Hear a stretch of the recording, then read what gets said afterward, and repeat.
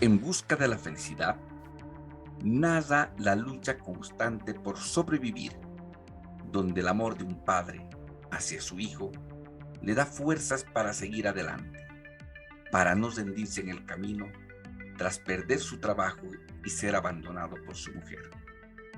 Las dificultades económicas son un problema para él.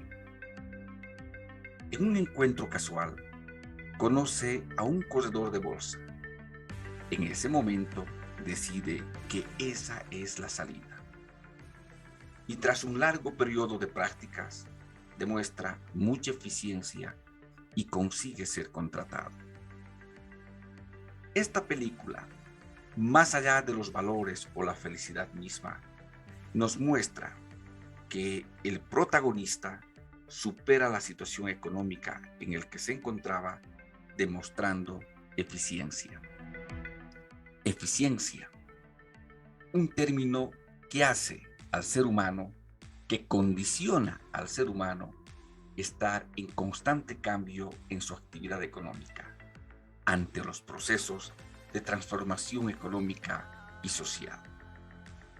Por tanto, con seguridad podemos afirmar que el ser humano, desde que nace, aspira con una vida digna, de calidad, en plenitud, que sin duda, además, bajo el orden natural económico, se complementa con los ingresos, con el dinero.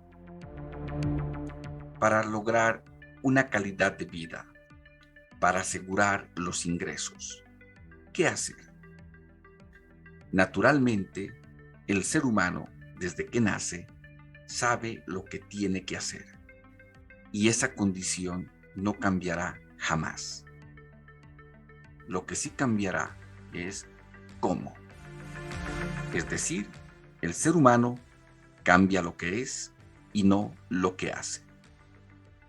Una realidad que muchos asumen, lo toman y otros no. Los hechos, las evidencias, los resultados, la historia confirman los cambios profundos en distintos ámbitos, la ciencia, la tecnología, etc., como resultado de la gestión del conocimiento.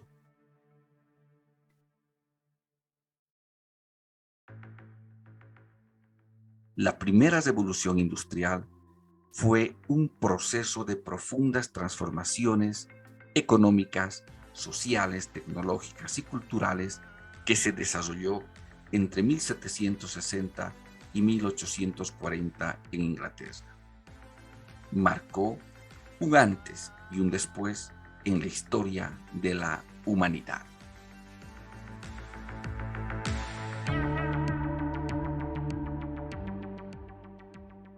La segunda revolución industrial, los cambios sufrieron una fuerte aceleración. El proceso de industrialización cambió su naturaleza y el crecimiento económico varió de modelo. Los cambios técnicos siguieron ocupando una posición central, junto a las innovaciones técnicas concentradas, esencialmente en nuevas fuentes de energía como la electricidad, nuevos materiales como el acero y el petróleo, y nuevos sistemas de transporte y comunicación que indujeron transformaciones en cadena que afectaron al factor trabajo y al sistema educativo y científico, al tamaño y gestión de las empresas, a la forma de organización del trabajo, al consumo, hasta desembocar también en la política. Este proceso se produjo en el marco de la denominada primera globalización, que supuso una progresiva internacionalización de la economía y que funcionaba de forma creciente a escala mundial por la revolución del transporte.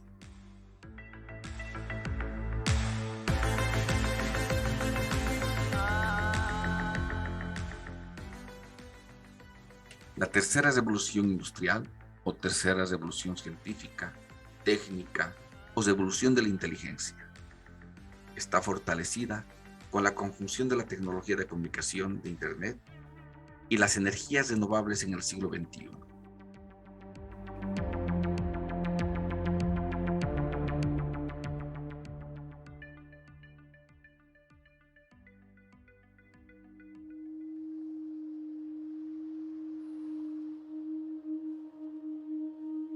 We are wondering what is happening to the world. Everything is changing.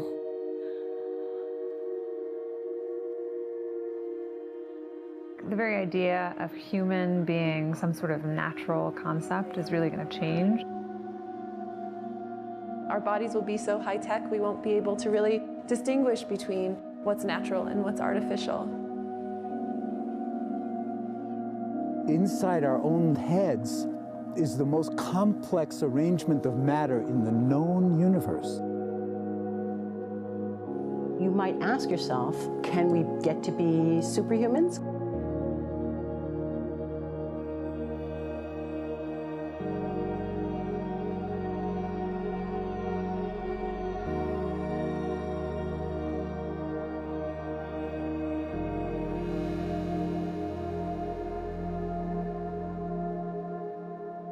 The original Industrial Revolution was driven by the discovery that you could use steam engines to do all kinds of interesting things.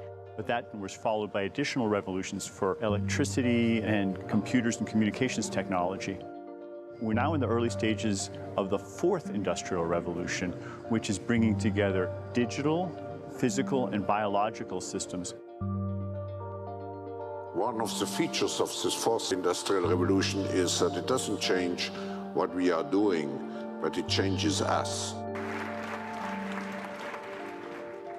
With the ability to visualize brain activity, for example, through a simple consumer-based EEG device, it gives us access to ourselves in ways that we've never before thought possible. It unlocks the black box that is the brain and enables us to really, truly be able to realize an identity that is aspirational.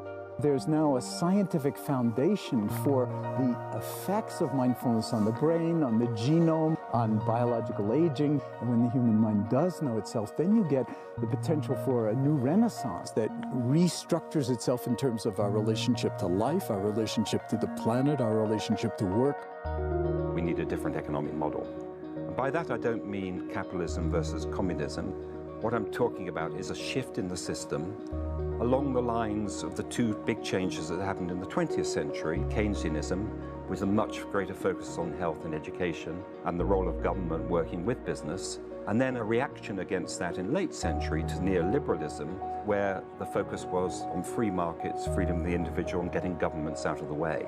We need a shift to a new system that will allow us to meet the basic needs of every human on the planet, that will live within planetary means, that will be fairer, and that will be focused as its key goal, not on growth per se, but on maximizing human well-being. And history tells us that a values shift is triggered by creation of a new story about how we want to live.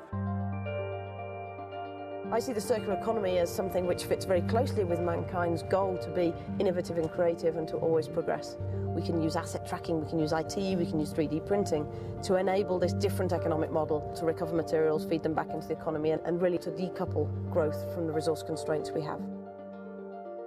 The reason we live in cities is not different today than it was 10,000 years ago. Even if we have got networks connecting us, we still want to have places where we meet in person. So this means the place where we work and the place where we live are much closer to each other, a city where we don't need to have big supply chains in order to produce things, where many things can be sourced locally thanks to 3D printing and robotics. So if we're able to do something to transform cities, to make them more efficient, then the impact can be huge. Think about the prospect of getting rid of plastics. We must not only be inspired or informed by nature, but actually use natural organisms with which to design products and building parts. Only instead of varying material properties, we're varying biological functionality. Design is critical today because it's the first signal of human intention. So the question of adding quality to quantity, it isn't a matter of simply circulating things that are potentially toxic. It's circulating things that are safe and healthy for all generations. So the goal is no longer, I want to be less bad, less monotonous, less unsafe, less unjust. It's really about a diverse, safe, healthy, and just world with clean air, clean water, clean soil, clean energy. Together we are fighting to preserve our fragile climate from irreversible damage and devastation of unthinkable proportions. If we think about the original Industrial Revolution, it was an energy revolution. I like to think of it as a kind of bookending of a period in human history during which we used fossil fuels, and it worked very well for us for a long time. But now we have to bring that to an end. We have energy technologies that can power our civilization: solar, wind, biomass. So then the question is, well, how do we get grid integration? Maybe the wind is blowing in Denmark, the sun is shining in Germany, and now you can move that electricity through an integrated grid. You can supply energy to everyone who needs it, and you can supply energy at all times.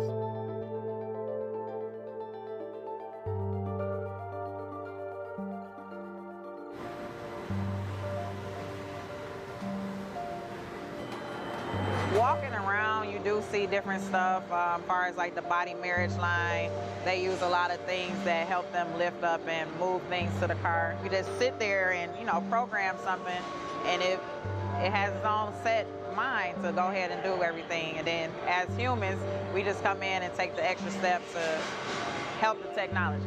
It's not the cure-all for everything. There's definitely a lot of things where people perform the operation better, but certainly for the right applications, robotics are a huge improvement for the process. The prediction of 5 million jobs lost by 2020 to technology is serious, but it's not the main question. Construction, manufacturing, services, public health and education, these industries will still exist. The main question is, what will be the future of work? How will we define work? How will we share the wealth? From the viewpoint of the labor or jobs, now we really need new education or new training. We're working with a World in Motion and First Robotics, trying to encourage students from 3rd grade all the way up through the end of high school. We had students make sailboats, and then we had them race them, and so they could see how quickly they could move. And they immediately went back and started to say, oh, I saw what happened, I'm going to go change this or that. And that was 3rd graders. I just given a prize to a kid of 18 years old that has discovered something really very, very unique. Came up with how to get better productivity and better yields for seeds of corn. And so he basically came with the idea that if you would perforate these seeds, you would get more food. And you think about it and say, but he didn't go to university. So how does he get all that knowledge? And he told me, I mean, I've been watching YouTube since the age of 12, and I'm so interested that I've seen everything about it. I've read everything about it. The world is really open to learning. The thing is, how do you give the incentive to your kids to do that?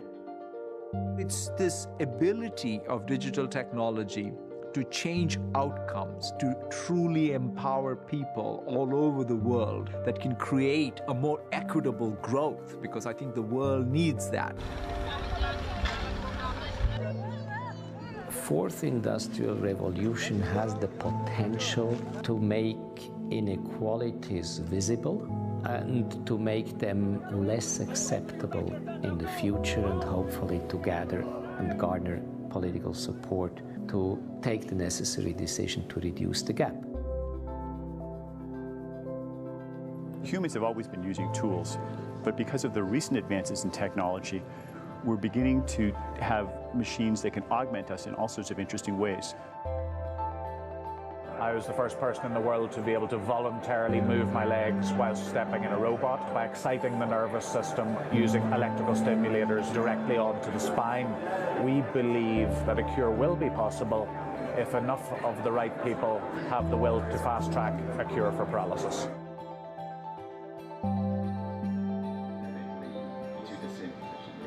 We take two things from the patient. First, we take a three-dimensional X-ray, and we extract the three-dimensional data out of that so we can make a perfectly shaped puzzle piece. And then we also take a sample of fat tissue from the patient so that we can extract the stem cells out of those. And we use those stem cells with this three-dimensional scaffold that we fabricate, and after 3 weeks, we have a piece of living bone that's ready for implantation.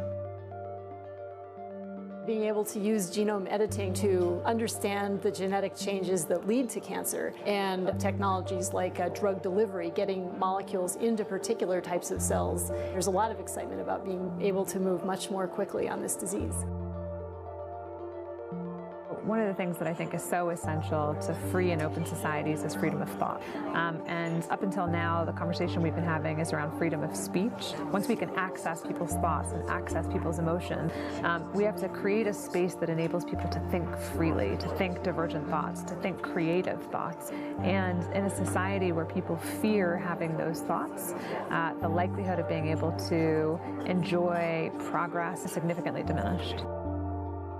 We need to take responsibility at every level of society, from the individual and the personal to the institutional to the global, to adapt to these technological challenges and changes, which are redefining what it means to be human, what it means to work, what it means to be completely embedded in this world. People always ask me if I'm an optimist or a pessimist. The technology exists, but how do we get it and implement it at the scale we need at a price that people around the world can afford? Even though we have everyday problems we have to solve, we have to find a way to lay the foundations for the innovations of tomorrow.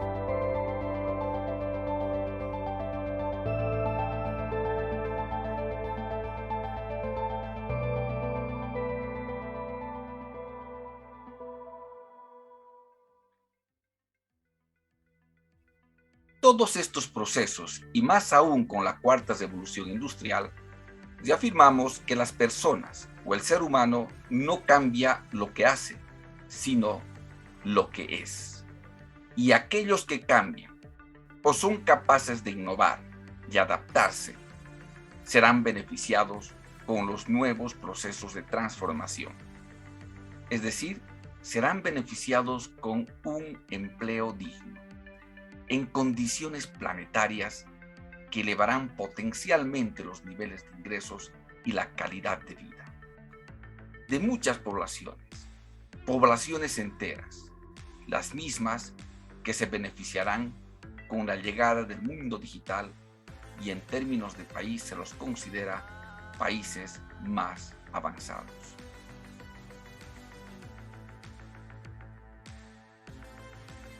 La cuarta revolución industrial busca determinar la consolidación en el mercado en base a la competitividad y la optimización de procesos mediante la productividad.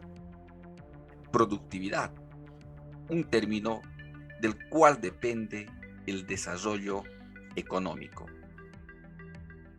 Competitividad y optimización son desafíos que los países subdesarrollados tendrán que enfrentar con distintas estrategias. La triste realidad es que muchos países no marcan un norte, un intento de enfrentar estos desafíos. Y es precisamente que se funda el Foro Económico Mundial para, de alguna manera, influir en las agendas económicas y sociales. Se busca información, se hacen estudios y es publicado anualmente en un reporte denominado como Índice de Competitividad Global. El informe evalúa la capacidad de los países de proveer altos niveles de prosperidad a sus ciudadanos. A su vez, esta habilidad depende de cuán productivamente un país utiliza sus recursos disponibles. En consecuencia, el índice mide un conjunto de instituciones, políticas y factores que definen los niveles de prosperidad económica sostenible hoy y a medio plazo.